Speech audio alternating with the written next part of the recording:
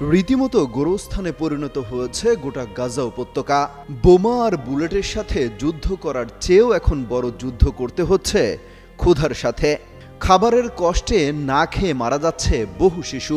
হাজার হাজার মানুষের মৃত্যুর পরও হৃদয় ঘামছে না বিশ্ব নেতাদের, আর ঘুমের ভান ধরে আছে আরব বিশ্ব।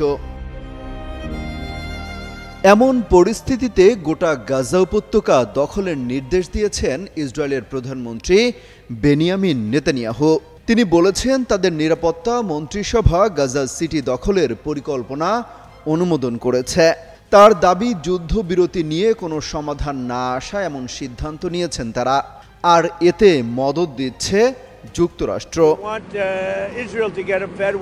অভিযানের সময়সীমা নিয়ে নেতানিয়াহু বলেন, গাজা সিটি দখলের জন্য সেনাবাহিনীকে দ্রুত সময়সূচি কমানোর নির্দেশ দেওয়া হয়েছে।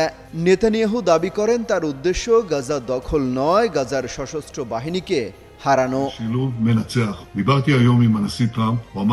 তবে গাজার স্বাধীনতাকামী সংগঠনের নেতারা বলছেন, গাজাকে মুক্ত করার নামে এখানে একটি পুতুল প্রশাসন বসাতে চায় আমেরিকা ইসরায়েল, যা অনেকটা রিমোটের মতো নিয়ন্ত্রণ করবেন ট্রাম্প নেতানিয়াহু, যা কোনোভাবেই হতে দেয়া হবে না বলে হুঁশিয়ারি দেওয়া হয়েছে।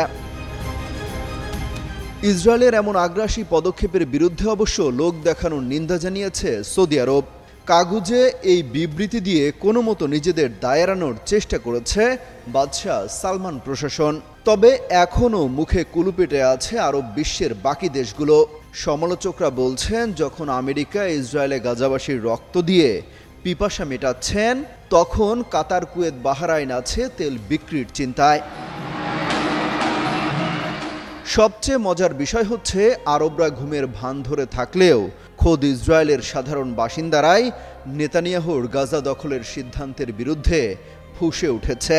তারা রাস্তায় নেমে বিক্ষোভ পর্যন্ত করছে। তারা কোনোভাবেই যুদ্ধ চায় না, এমনকি গাজা দখলের বিরুদ্ধে তারা। অমিত হাসান, রবিন, যুগান্তর নিউজ।